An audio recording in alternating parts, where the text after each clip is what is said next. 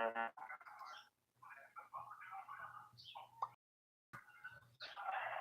Nick, get your head of your ass, boy. You need to review this movie. If you don't, fans will hate you more than they already do. Oh. Don't be a punk bitch and review the movie. But I don't want to. But guess what? You're gonna have to. Fine. The best of the best. Godzilla vs. King Ghidorah. Heisei series version. Fine. One of the best. I do love this movie. Shut it. I love it. Zeb it. Just shush. Hello, Jacksonites, and welcome to the third installment of the Godzilla Heisei series re-review. And yes, we've finally gotten to it. One of my absolute least favorite Godzilla movies of the entire franchise. One that is considered to be one of the very best of the entire franchise for some unknown motherfucking goddamn reason. To me, at least. One that is so, by and large, loved by the entire community. And I'm just left here as an alien on a different planet, scratching my head and wondering why. Joining me today is JT is Reborn. Hello. I'm back. Again. Yes, Make again. all your lives miserable. To make my life miserable. As we are talking about the 1991 Godzilla movie, Godzilla vs. King Ghidorah. Oh, this one's great. I love this one. I really do. I don't. I really don't. So yes, indeed, we are talking about this movie. I've made it no secret in the past that this is one of my absolute least favorite Godzilla movies. I just don't understand the praise that this movie gets. I don't understand why people love this movie so much. It's got so many bad tropes that I strongly dislike in movies in it, for one. Every time I watch this movie, I am just left wondering, why is this movie considered to be good? Why is this everyone's favorite Godzilla movie? Why is this considered to be one of the best movies ever made? You want to know why? Because it's crap. No, it's great. It's amazing. It's one of the best in the Heisei series. Like, this and Destroyer are the two best. So, Sean, tell us your history with the movie, shall you, please? Okay, so this was back, I lived, like, in another town, and I was at my friend's house, and he had this movie on VHS, so I asked to borrow it, and I never returned it. So, I started watching the movie, because, like, I was mostly aware with the show entry stuff, and I saw that, and, like, ooh, what's this? Godzilla looks very different now. And then I started getting introduced to the Heisei series. So I'd watch this, and I bought Godzilla or Space Godzilla on VHS. And then I was slowly introduced to a lot of the other Heisei stuff, like 84 and stuff. I think I may have seen 84 before I saw this one, but it was definitely around that time. And then I saw, like, Godzilla vs. Mechagodzilla after that, and then Godzilla vs. Destroyer. The way I saw the Heisei series, like, I didn't see Biollante until, like, about, like, 2012 or 2013 when it came out on Blu-ray. But, yeah, this one I watched. This one I grew to love more because I think I watched it with some people, and, like, it was both, like, it was the perfect blend of, like, it had some serious moments, it had some ridiculously campy moments with M11, the droid, and then the flashback sequences with the military soldiers cracked me up so much, like, where they're just like, got him, take that, you dinosaur. I lose it every single time I see this scene. Like, it's so funny. And then just some of the, like, ridiculous things, like, whatever the main character's name is, he, like, writes the book, The Birth of Godzilla, and then at the part after his girlfriend or whatever, his friend finds out about the book, and she's like, if your book's successful, will you marry me? I'm like, what? And then, like, you got an interesting plot involving time travel, which is the first and only time it's been added into the Godzilla series. Thank God. And then, like, you also find out an interesting tidbit about why Godzilla appeared 30 years later, because, like, this movie inadvertently started the Heisei series, because when they transported the Godzillasaurus off of the island, it accidentally created the Godzilla from 1984. That's why the timeline wasn't completely fucked over. So, I think that's one, like I said. And then you got King Ghidorah, who's one of my favorite villains. Not my favorite Godzilla villain. I'd say that Space Godzilla is my all-time favorite Godzilla villain.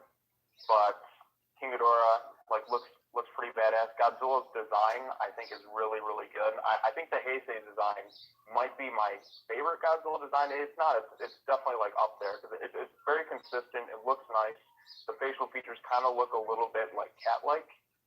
But I think, I mean, its legs are pretty huge, too. But I think the design of it looks really good. And I love when on some of the action sequences, like, this one definitely keeps up the intensity. Like, I think the last 30 to 40 minutes are really strong. There are some pacing issues earlier on in the movie. I will admit that at certain points. But there's a lot of good in this movie. And the stuff with M11 the droid is also really funny, too. The way he runs. Clearly a $6 million man ripoff. Oh, yeah. But I love that about it. Okay, so my history with this movie. It goes back to a little thing that was called Netflix in its early days of existence. When it was still in competition with Blockbuster, Netflix was my main way of watching movies through the internet, because I could order them online or rent them online. They'd ship it to you in the mail, and I just so happened to rent the TriStar dual pack of King Ghidorah and Mothra 92. Ooh, great combo. Although this one's a lot better than Mothra 92. This one's a lot better than Mothra 92. I will fully admit that. Like, Mothra 92 is nowhere near as good as the first Godzilla vs. Mothra. In fact, I just watched that one today. But I watched this one yesterday. At first, I really didn't know what to expect with this movie, because even as a kid, I was not the biggest fan of King Ghidorah. So I really wasn't all that excited about getting this pack, but they were Godzilla movies, so I figured, hey, what the hell? I'll rent them and I'll watch the crap out of them. I only watched both of these movies twice. The first one that I watched, of course, was King Ghidorah, because that's the primary one on the combo that I had. So this was the first one of the two that I watched, and I just was not blown away when I was a kid. So then about a year later, I just happened to watch James Rolfe's Godzilla-thon for Monster Madness, and I got to the episode where he talked about Godzilla vs. King Ghidorah, and when I heard him say, this is one of the best of the entire franchise, I shit you not, I paused the video and I said, what? Then I watched his review, and then I rented the movie again, and I watched it again. I was like, huh? So then I let it stew for a few years, till I finally actually purchased the TriStar double pack, and I watched the two. Yeah, it still is pretty cheap, but yeah, I got it for like $10. So I watched both movies, and that was when I started to hate the films. So whenever I have tried to go on a Godzilla marathon, usually I watch one Godzilla movie a day. When every single time I have tried to go on a Godzilla marathon, I always quit halfway through this movie. Every single time. That is not an exaggeration. Yeah, I give up halfway through this movie. I cannot stand this movie. I think it is one of the most overrated kaiju movies in existence. case you haven't guessed by now, I don't like this movie. Well, that sucks for you because I love this movie. I think the idea of time travel just kind of like it's kind of like a never-ending scenario where like, oh, they try and prevent Godzilla's existence, so they end up creating another one. It's just like no matter what they do, they're pretty much fucked royally. Like these aliens from the future, the Futurians, I believe that's the name of them, which I don't think is ever said in the movie. They come back and they just like they bring on like King Ghidorah. And then, like, there's like, oh, we need Godzilla to stop him. And they're like, oh, we stopped King Ghidorah. But guess what? We got a problem. What? Godzilla's there. And they're like, oh, fuck. Now what do we got to do? We need King Ghidorah back. It's a never-ending cycle. This just goes to show, like, no matter what they do, they are royally fucked. Okay, yeah. I know you don't like this movie, but do you like this scene where Shindo is in his building, and he's this guy who thinks Godzilla is like the savior. No. And then all this big emotional scene. No. And then, like, they have this moment. And he's just like, the dinosaur will come to save us. And then Godzilla blows him up. I mean, come on. That is an amazing scene. It's fucking hilarious. No, I don't. No? Not one bit? Nope. So let's before we get to the plot of Godzilla vs. King Ghidorah, I actually do have a bit of production trivia for this movie. So it was around this time when I believe it was the 40th or 50th anniversary of Toho. It wasn't a Godzilla anniversary. I think it was a Toho anniversary. And Toho wanted to do something special for the occasion, kind of like how they did with the movie Birth of Japan, back in the 50s, where they made this big epic movie. I think it was their like 200th or 300th movie that they ever made.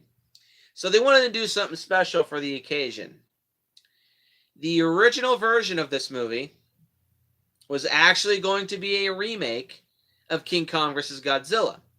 Because to this day, King Kong vs. Godzilla is the highest grossing Godzilla movie ever made.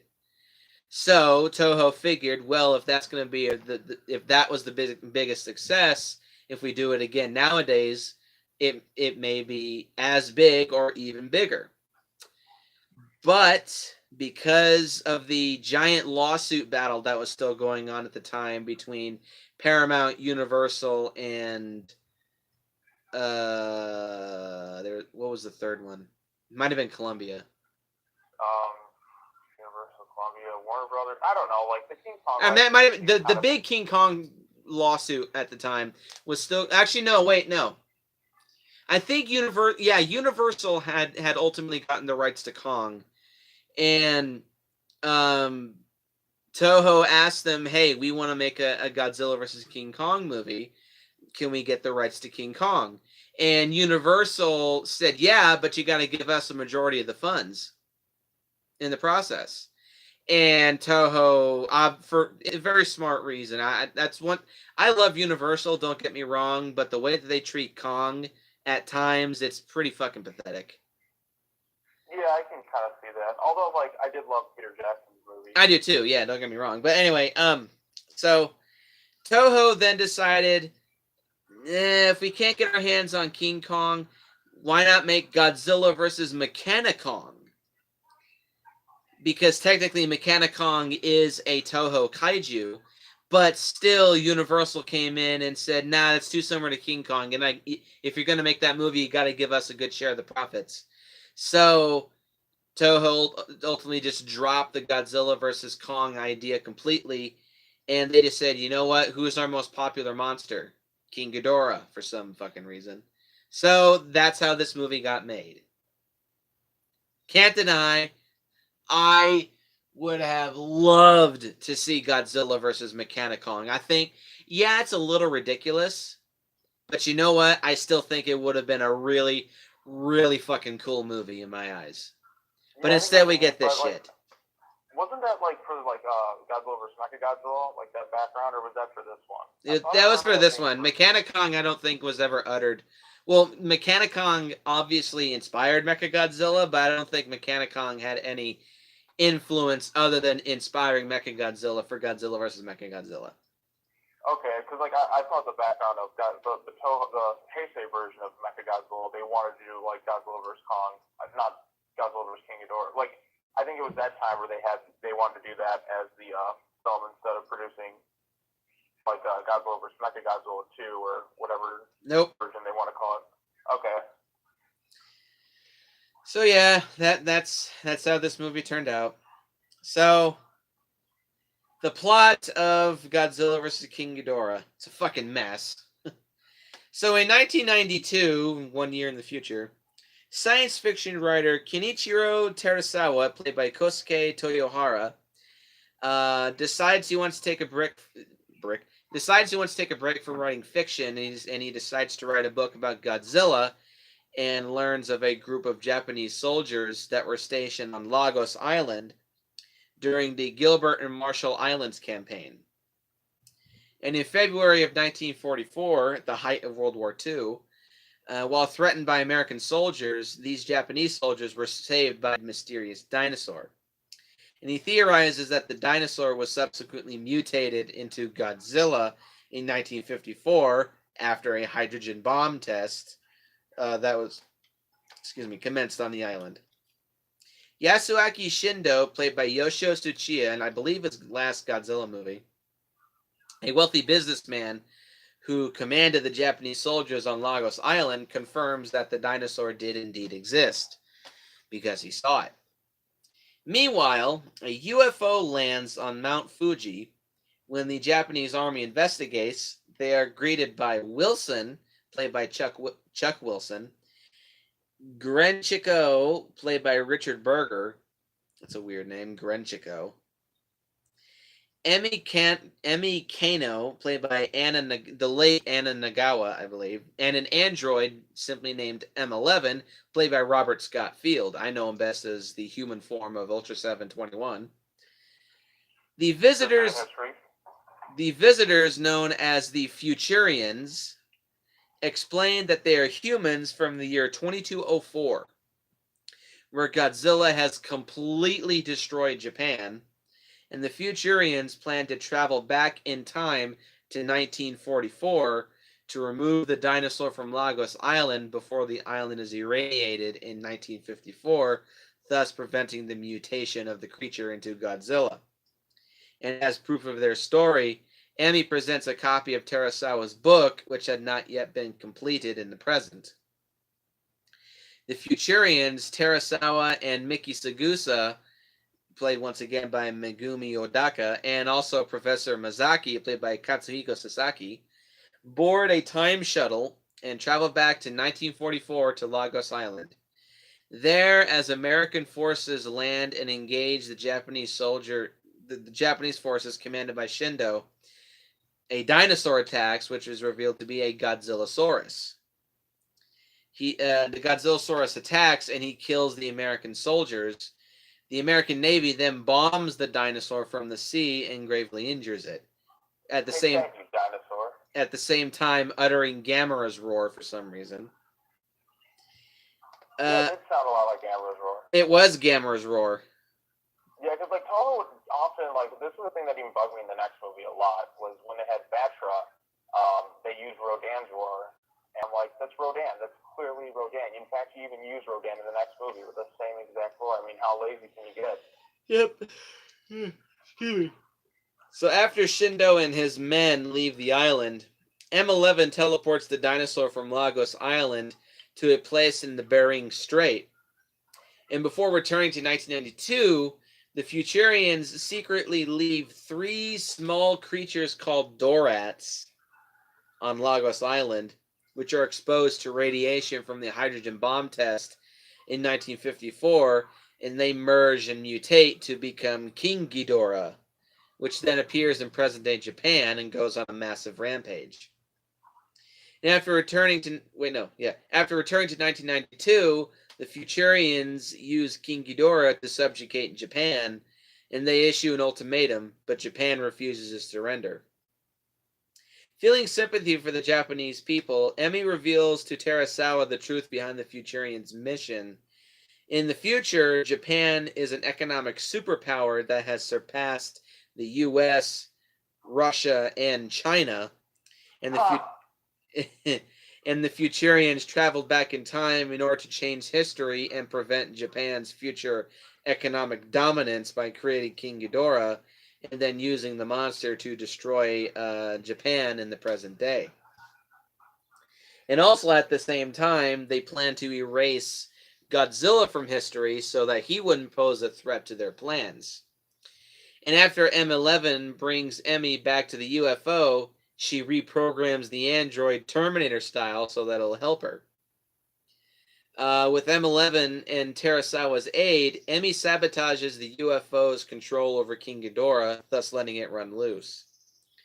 And at the same time, Shindo plans to use his own nuclear submarine to recreate Godzilla. However, en route to the Bering Strait, Shindo's submarine is destroyed by an already mutated Godzilla, who absorbs its radiation and becomes even more powerful and also much larger, bumping up from 80 meters to an even 100 meters in height. Terasawa discovers that a Russian nuclear submarine sank in the Bering Strait in the 1970s and released enough radiation to mutate the dinosaur into Godzilla. Godzilla arrives in Japan and is met by King Ghidorah, and they engage in a admittedly fairly entertaining fight. However, they are equal in strength, each immune to each other's attacks. However, Godzilla eventually wins the battle by blasting off King Ghidorah's metal head, and also blowing out one of Ghidorah's wings. However, before the final blow, Godzilla destroys the UFO, which had been time warp transported next to Godzilla. He sees the thing and he destroys it with one shot of his atomic ray, killing Wilson and Grenchico in the process. Godzilla then turns his attention to Tokyo and yet again going on another rampage and utterly destroying Tokyo in the process. And he also killed Shindo along the way in a scene that is praised, yet I don't really give two shits about. Oh, that scene is amazing. It's so funny. It's probably my favorite scene of the whole movie. Emmy travels back to the future with M11 and returns to the present day with an upgraded King Ghidorah named Mecha King Ghidorah, which is cybernetically enhanced. And of course, Mecha King Ghidorah blasts Godzilla with countless energy beams. However, this proves to be useless. Godzilla then counters by relentlessly blasting Ghidorah with its own atomic ray, once again almost decapitating Ghidorah in the process. Ghidorah survives, but then Godzilla prevails, knocking Ghidorah down as Ghidorah attempts to harness Godzilla and fly him away. Emmy carries off Godzilla and drops Godzilla and Mecha King Ghidorah into the ocean. Emmy then returns to the future, but not before informing Terasawa that she is his descendant. And at the bottom of the ocean, Godzilla awakens and roars over Mecha King Ghidorah's remains before swimming away, thus ending this piece of shit film. I don't like this movie very much. You mean this masterpiece of a film?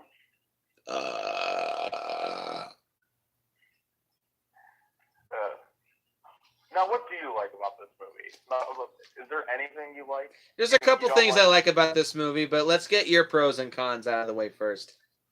All right, we'll start with some of the pros. For one thing, I think the plot's pretty interesting involving time travel. It's a little bit more creative than your typical Heisei Godzilla film.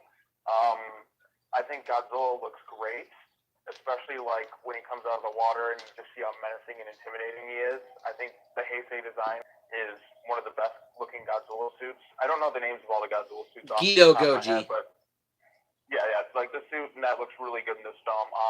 Some of the action sequences, especially like the final battle with Mecha King Ghidorah, are really good. Like the way he like lifts it up, they're using all sorts of weapons and stuff. Godzilla's annihilating the city. There's some like unintended. There's like this movie has some serious moments and some like emotional scenes, but it also has a bit of the campiness. So it has kind of a bit of everything I like. And Godzilla's kind of an anti-hero in the movie. He's also like a villain, but he's also like helping them from King Ghidorah. Like I think the right type of Godzilla is the anti-hero Godzilla. I agree with that. I prefer my Godzilla to be more heroic, but if we can't have that, I do like him as an anti-hero best.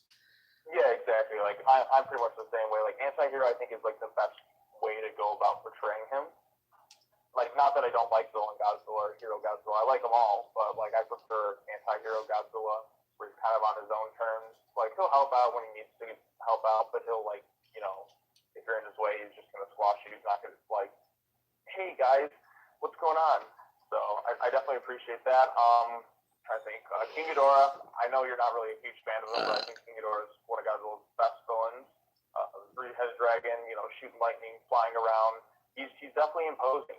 And I do think when he comes back upgraded, I think that was something unique and like really cool. That's something they kind of incorporate later on into the Millennium series, where they, you know, build Mecha Godzilla or Kiryu over like the corpse of the original Godzilla. But I think this one looks better. Well, actually, you know, I should like Mecha King Ghidorah is like feels like a true hybrid. Mecha like Kiryu didn't necessarily really need to be built around the bones of Godzilla. I don't know. It's kind of weird how they do that. But yeah, trying to think what other pros. Like I said, there's some unintentional funny moments with M11, which bring me a ton of joy.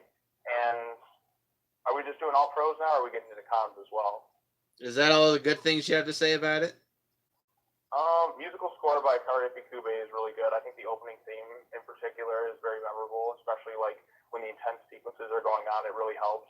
And yeah, some of the characters are fine. Like I said, I enjoyed M11. I like the lead guy, and I like Shindo. Other than that, some of them are kind of like, you know, not the greatest. Like the villains aren't top of the line like some of the other ones, like in like the show series, like the Simians or like Kumoyama and Torahata, and I think that's the other name in the original like Mothra vs. Godzilla. Oh, so, Carl Nelson. Nelson was in the original Mothra, I think. Yeah. Right. Okay, yeah, like I said, like the villains weren't like smart enough. Although they do get blown up by Godzilla. And, like the reveal of like where they open their windows, like, we made it back. They look out the window, like, oh fuck, they get blown up.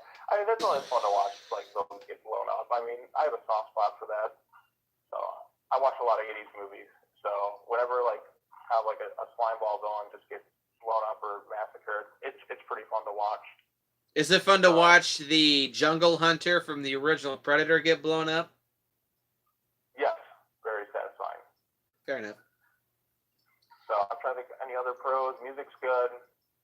Acting's fine for the most part.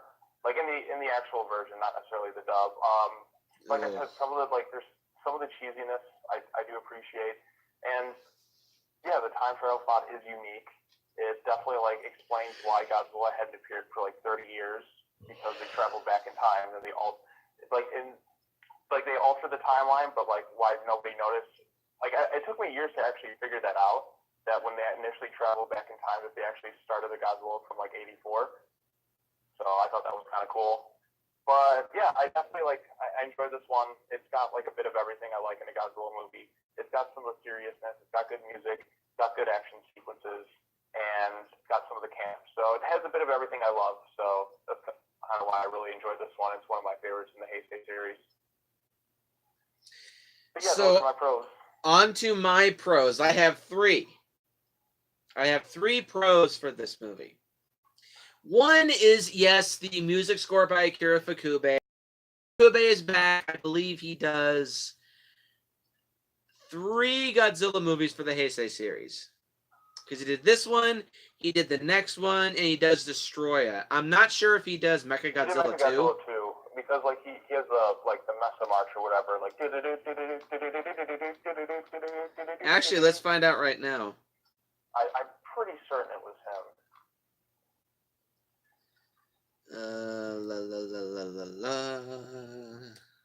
Let's find out. Yep, he did the music. I gotta see it for myself. Yes, he did. Okay, so he does 4 Godzilla movies for the Heisei series. Space Godzilla. No, he did not do Space Godzilla. I wish he did, but he did not. I mean, I like Space Godzilla, but that's one of my biggest issues with the movies, that the music score is terrible. I don't think it's terrible. like I said, there's always going to be some good music in Godzilla films. Like, even if they're not up to par with some of the other ones, I don't think any Godzilla film has a terrible score, because there's at least something good in there. Well, anyway, the music score by Akira Fukube, it is awesome. I will give it that. This movie's music score is really, really great. It's very fun to listen to. It's very well composed. It does fit the monster scenes and a couple of the human action scenes.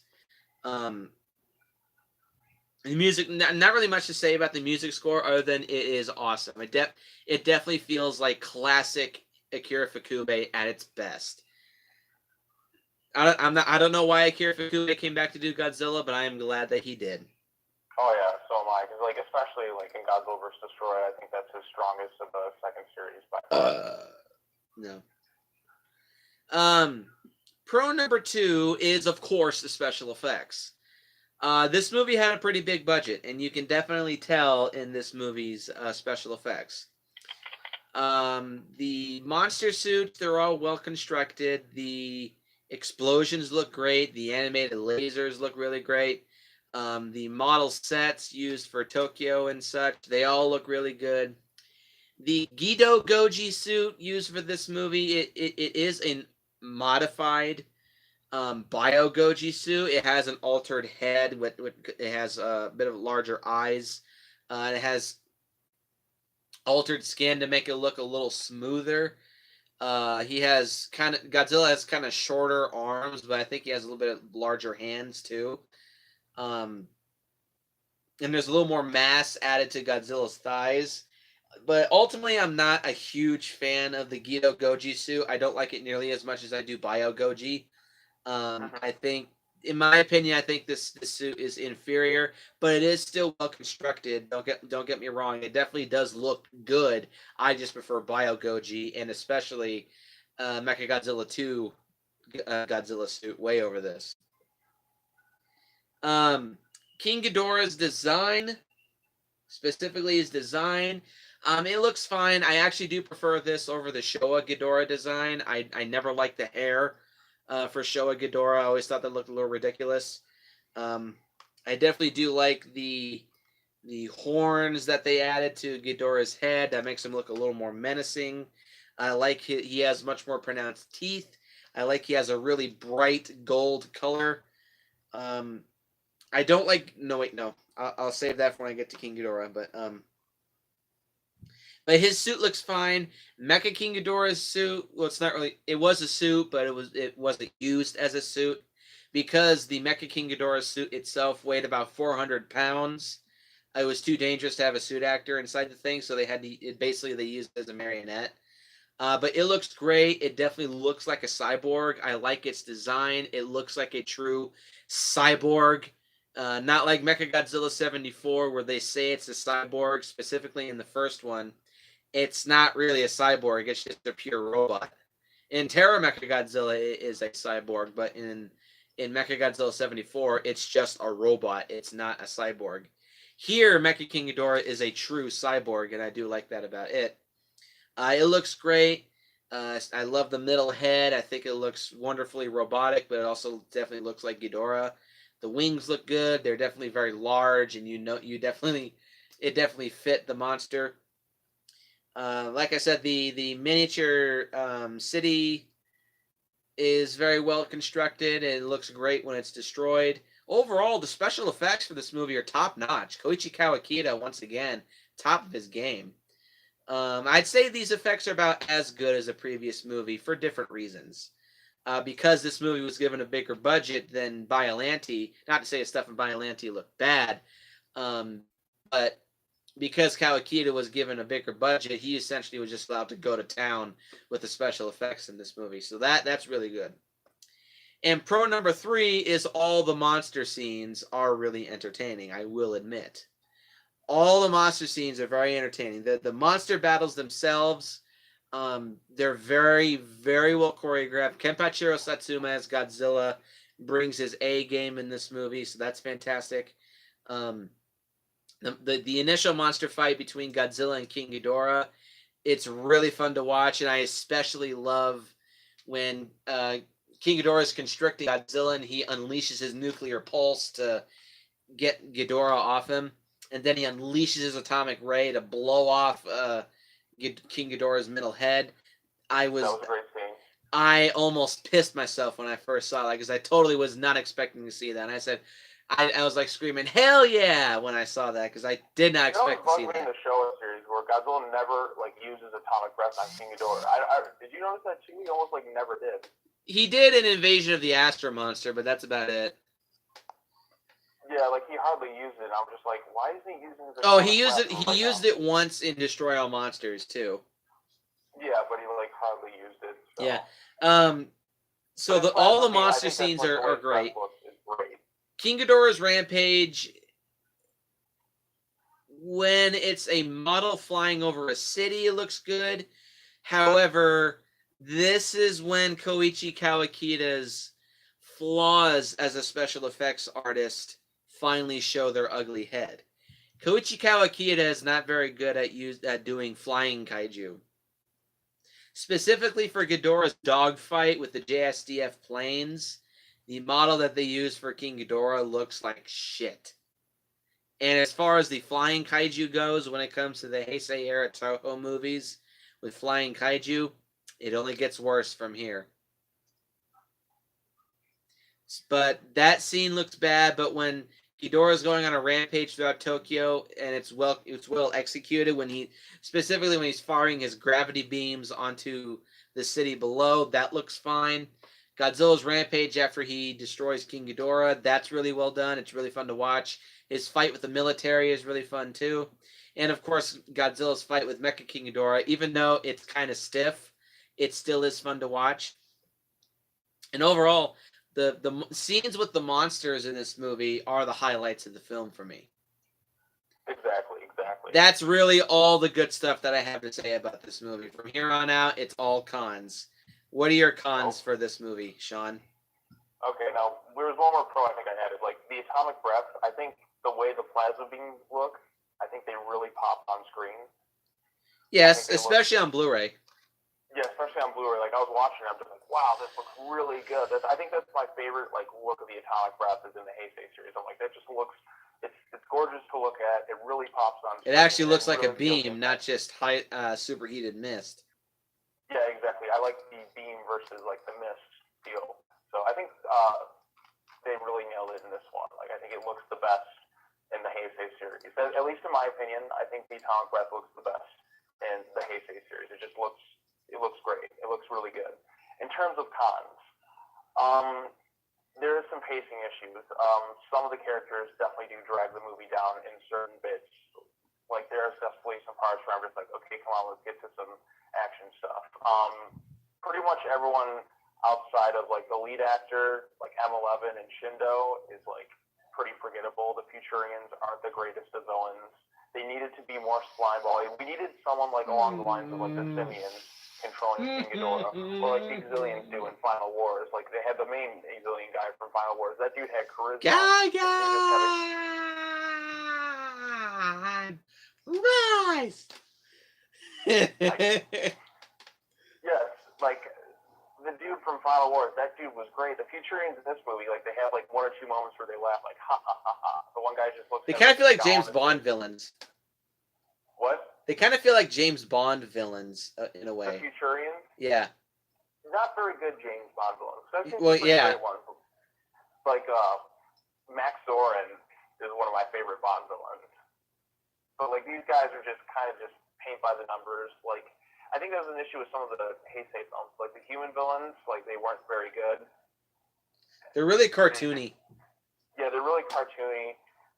But they're not like they don't have like a good on-screen presence. Like even in like the next one, Mothra vs. Godzilla, like the main like big business dude, like he's like compare him to like the guys from Mothra vs. Godzilla who just like chew the scenery and are glorious to watch. Like he's definitely like that guy's lacking. Like that's the thing. The humanoid villains were definitely lacking in the Heisei series. Now the kaiju villains were for the most part really great. Like King Ghidorah was, but like I said in terms of cons, like really just some pacing moments. Some of the movie definitely drags in certain areas. You can argue that some of these special effects are very stiff. Like I'll admit that. Like when King Ghidorah is flying, like his wings like don't They don't like, flap. flexible at all. They don't flap at all. There's no like I think the Showa series did it a lot better. Like when Mothra's moving, like in Mothra vs. Godzilla, you feel the wings flapping, and King Ghidorah's wings are flapping. Like they're actually like mobile. Like this one, they're super stiff. But then again, you could argue because it's like robotic a bit. But like even then, it should have a little bit more mobility. Like even I kind of noticed that issue with King Ghidorah in some instances. Like the wings have not really been totally mobile, which I'm hoping the upcoming Godzilla King of the Monsters from Legendary fixes that issue. I kind of hope that they do give King Ghidorah maybe a little bit of arms. That's just me. But, yeah, like there's definitely some pacing issues. The movie definitely drags at certain points. Some optical effects aren't the greatest. Yeah, I'll give you that too. Some of them aren't the greatest, but like those are really it's just nothing as bad as the X from Outer Space. That's for damn sure. Yeah, nothing like that bad. But like for the most part, but for the most part, I'm definitely having a good time with this one. I mean, like I said, it has the blend of everything I like about Godzilla. It has some serious stuff. It has like anti-hero Godzilla. It's got some campy moments in there with the flashback scenes in World War II where they travel there. Like that stuff just makes me laugh my head off. Especially like the scene where like you can tell your son about it when he's watching It's hilariously cringeworthy at times. That's what I appreciate about it. And like some of the stuff where they're just like, no nation will compare to Japan. It'll buy up all the countries. Like I'm sitting there I'm snickering the whole time. I'm like, this is hilarious. Like that's on. Are you trying to make me rage vomit? It cracks with the Shindo scene. Like there's like it's kind of a touching moment, and it ends beautifully. It's like they try to have this emotional moment, and Godzilla's like, well, fuck you, and he blows him up. Like that was beautiful. That's one of my favorite scenes in any Godzilla movie. And then M11, the droid, the way he runs, like it's like super fast paced, and like he's just like floating in the air when he runs. So like this is great. Like I laugh every time I see it, and then just that take that, you dinosaur. Like, see, you find it cringeworthy. I find it hilarious. So, but yeah, I do love this one. It's one of my favorites. The second series, like this one and Godzilla vs. Destroya, are my two favorites of the second series. Then after that, it's kind of up in the air. But I definitely like love these two a lot. So my cons for this movie, I have 7. 7 cons for this film. For one, it's not Godzilla's Revenge. Well, Godzilla's Revenge is God. Yeah, that's the greatest Godzilla film ever made. So anyway, con number 1, God, I don't even know where to start. Con number 1 is that the entire human cast is awful. Boring as shit. The main actor, the main lead character, bland and two-dimensional as all live in hell. The Futurians have no on-screen presence whatsoever. I feel no sense of threat. I feel no sense of these are great villains.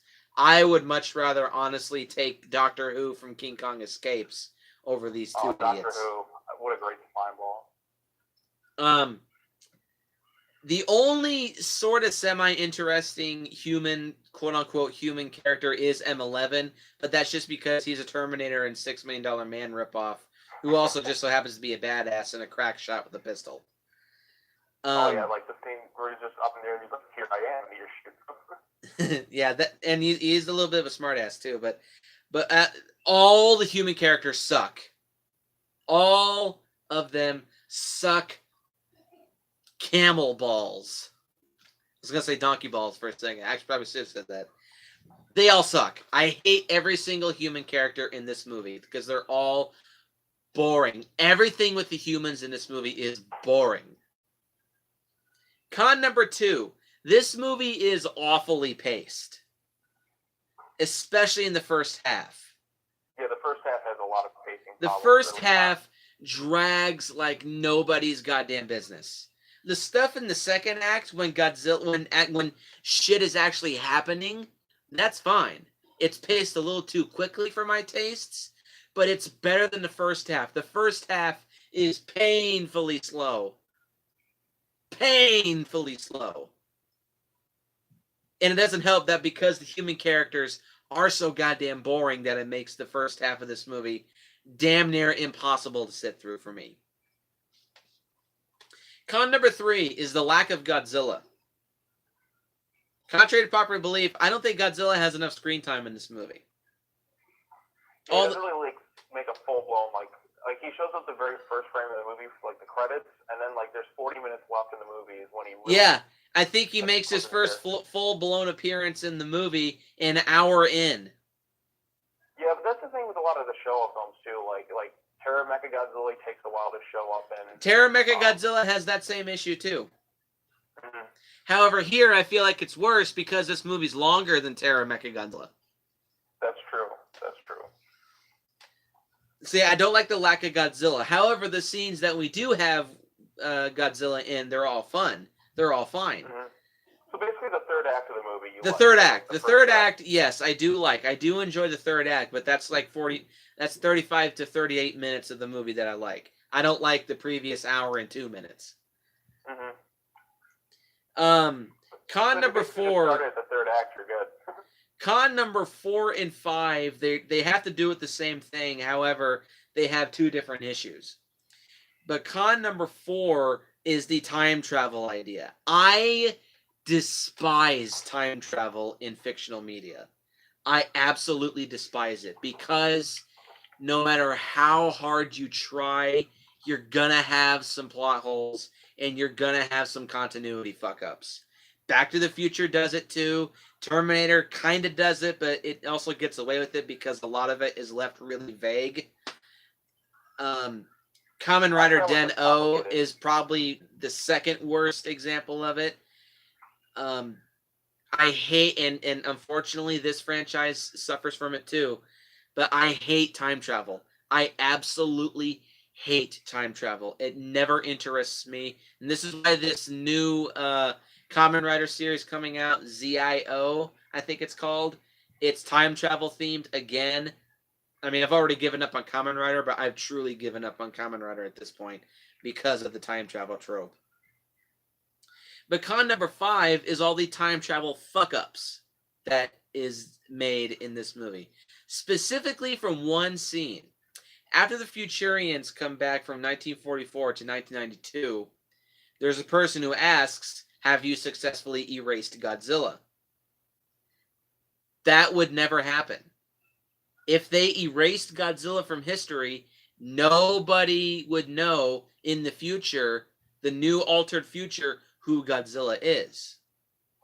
And then you see this new Godzilla show up, new, old, who the fuck knows, that destroys Shindo's nuclear submarine and becomes the new Godzilla. How the fuck would people know who Godzilla is, and where the fuck did this new Godzilla come from to destroy Shindo's ship? Hey, Nick? What? Can you turn the front water off for me, please? Sean, take over, will you please? Yeah, Be right back. For sure. Hello, audience. Sean, JT Userborn here. How you doing? Very good, very good, very good. But anyways, yeah, in terms of like what Nick was saying about the time travel issues, where he was bringing up, I was like, these guys stop Godzilla. I'm like, yeah, but then again, from their point of view, they've never experienced time travel before, so they don't know exactly how the effects of it will work. So their eyes are just like, oh, he must be gone in the present. But like in reality, like they would have never. Time travel is so complicated because it's just like they would have never gotten to that point. Like, say they erased Godzilla, then it would create a paradox where, like, they would have never actually traveled through time because they wouldn't have had to come back because Godzilla exists. It's just a fucking mess with time travel. No matter what you do with time travel, it's just always going to be, really messy, really kind of all over the place. And it's going to be very complicated and strange and all sorts of stuff right there. So I definitely agree with Nick in terms of time travel in movies. It definitely creates, like, a slew of problems for no matter what. But I felt like in this one, it's just like they... Okay, I'm back. Okay, so I was just explaining how time travel is just and it all stems from one issue: bad writing. This movie was written by Kazuki Omori, and from what I understand, he was not a science fiction fan. So it kind of makes me wonder why the hell Toho hired him to write this movie in the first place. But apparently he was just... in terms of science, he was a really lazy writer. So it stems from it all stems from that issue. So anyway, also sorry for the interruption. My grandfather doesn't give a shit about what I do, but anyway. So yeah, the time travel fuck ups really they fuck up the rest of this franchise. But I'm not going to get into the retcons and the plot holes in the future Godzilla movies, mainly because it would irritate the shit out of me, and B, I don't have the time, nor the energy, nor the interest to address it. Yeah, because where they reference in Godzilla vs. Space Godzilla, where they talk about the Biollante thing. Like I said, the idea is that Godzilla never actually went anywhere because they inadvertently created the origin of the second Godzilla. Excuse me. So that's why the timeline would have never really changed. Con number 6. Oh, go ahead. Con number 6 is King Ghidorah. King Ghidorah himself as a character, I can't stand because they carry over the trope of mind-controlling King Ghidorah from the Showa fucking series. So do you not like him because of the mind control thing? Well, it's half the reason. The other half of the reason is because I just don't consider King Ghidorah to be Godzilla's greatest adversary. I feel that's always been Mechagodzilla. Well, I mean, I'm just saying, does that mean, just because he's not, the greatest, does that mean, I just don't like King Ghidorah's design. A giant three-headed dragon. Dragons are awesome, though. Whoop-de-goddamn do. No, I don't like King Ghidorah. I've never liked King Ghidorah. We never get to see his full personality. We see snippets of it in Ghidorah Three-Headed Monster, but that's it. We've never get to see King Ghidorah act under his own actions, except for Ghidorah Three-Headed Monster. Every other movie he's in, not counting GMK. Kind of. He was kind of it's more of a spiritual thing. Like he's a spirit animal, but he's not, being controlled by... I'm not counting GMK. He's always under some kind of mind control. I'm also not counting Kaiser Ghidorah because that's a different species of Ghidorah. There's so many Ghidorahs. There's yes. Death Ghidorah, there's... And that's why Ghidorah. Grand King Ghidorah is my favorite King Ghidorah because he has his own brain. He's not under some type of fucking mind control.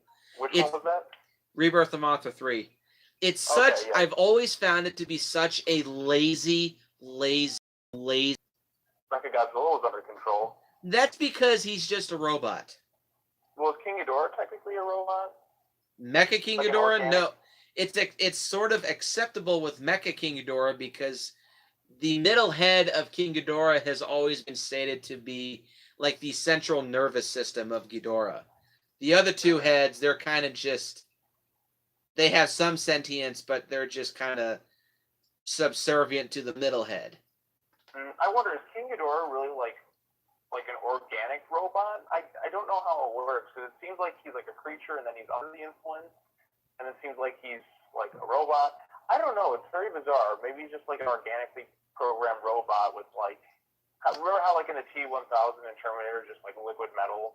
I don't know about that, but...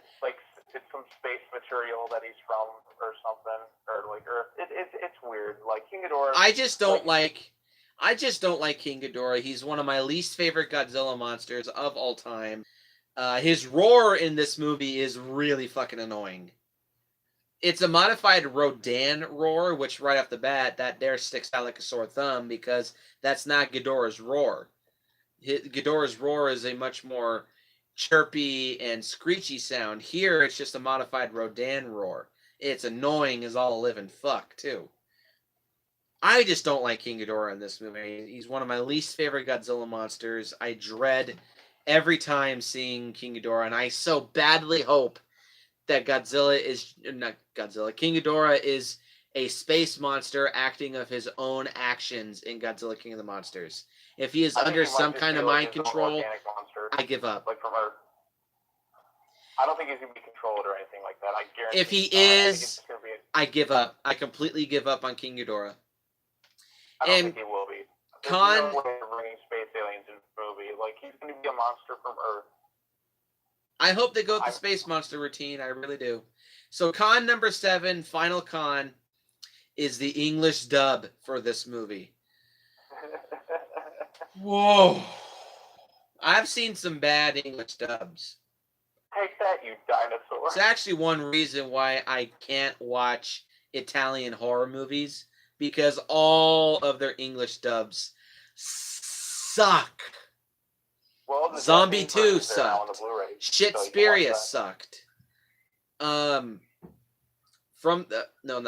The Beyond sucked. City of the Living Dead sucks. Any spaghetti western that I've seen, the dub sucks. No, you know what the worst dub in any Godzilla film is? The international DVD version of Godzilla vs. Sea Monster is by far the worst dub. Not the VHS from Good Times. I think that was like a different studio where they actually did a really good job. The international dub of Godzilla vs. the Sea Monster, which is on like the DVDs, like the ones I got from like 2004, that is the worst dub of all. And it makes me so mad that I got rid of my VHS, because I actually really appreciated the dub from the Good Times VHS version of that movie, the one that's used in like Mystery Science Theater for like the dubbing in that version. Like that's the superior dub. Like we get the shitty one because like it wasn't. There was, like you said, like there's a bunch of I think you said it's another video. There's a bunch of various studios that would dub these movies. They'd have like one for like the international one, which would sound awful, and then there'd be one like dubbed specifically for Americans, and then there'd be like a better quality version. But yeah, like the dub of this one, like the same crew did all these Toho films from the '90s series. Well, majority of them, except the '90s ones, yes, but not for Biollante or '84. But anyway, Correct. the English dub for this movie is fucking atrocious. I think it's tied with the next movie as the absolute worst Godzilla dub I've ever heard in my entire life. DVD version of Sea Monster. You have the one guy sounded like this the whole time. I'm not saying that one is good. I just think these two are worse. I wholeheartedly disagree, but go ahead. And I think of these two, like both of these movies have horrendous English dubs.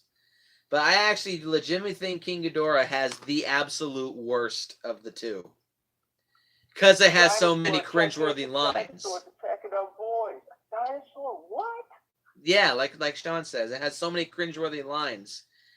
But the cringe in this movie is funny though. Like, there's a I don't find it funny. I just find it pain. Take that, you dinosaur. It's so funny. Like that line. It's not funny. It's hilarious. It's pain. It's beautiful. Utter pain. pain. It's a work of art.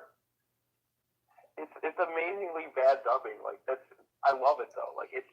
It did look like it was from another planet, but shall we report it, sir? What? They were being invaded by little green men from outer space? We'll just keep it as our secret. You can tell your son about it when he's born. Major Spielberg. Oh, so that's how Spielberg got the idea for Close Encounters in E.T. That's probably what happened. Oh man, see, like you're still, you know, that lies my heart. It shows like how much you really love it. Oh man, it's so beautiful. It's such the English dub for this movie just fucking sucks. The Japanese audio made sitting through this movie so much easier, just on that fact alone. I'll choose it. I choose simply for those funny lines. Like I said, one of my favorite parts is just where the main actor, whatever his name was. That's a much bigger Godzilla. It's not going to be friendly to us. No, there's the part where he's like in his house and he's just like, he finds out like the one girl's talking to like, oh, and if your book's a success, will you marry me? Like, I'm like, what? Like, no. That cracks me up. So that's all I really have to say about Godzilla vs. King Ghidorah. I don't like this movie. If you can't tell already, it's one of my least favorite Godzilla movies of all time. If I was to do a top 5, this would be number 2. I just don't like this movie. Number 2 worst? Yes. Wow, I wouldn't expect this one. Like, I feel like there's some in the Millennium series like that are lower on the list for me, and like Raids Again is lower on the list for me, but not for me. So, what's your rating of this movie? I'd say an You care to elaborate? What? Care to elaborate? Oh, like I said, it has a combination of everything I love in Godzilla movies. It's got like some of the serious stuff. It's got some good action sequences. Godzilla's the anti-hero. It's got an interesting plot involving time travel. King Ghidorah is a badass villain.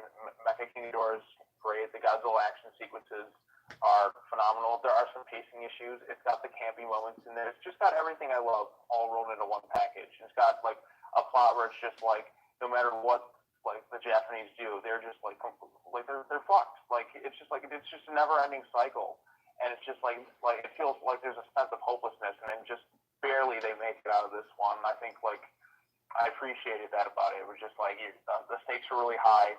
You're on the edge of your seat until that like climax, and then like they just barely make it out of there. I thought that was pretty exciting. So, yep, it has some pacing issues in that, and the Futurians aren't very good villains, and some of the human characters are kind of weak, but there's some I still kind of enjoy. So, I'd say 8.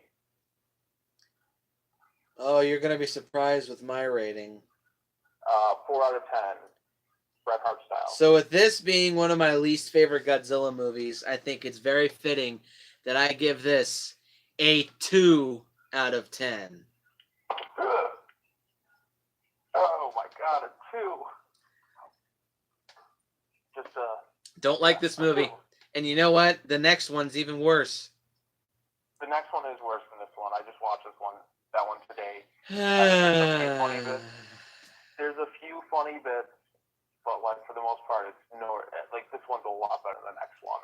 Like, I prefer Mothra vs. Godzilla, like the original one, as opposed to the new one, which like you know what?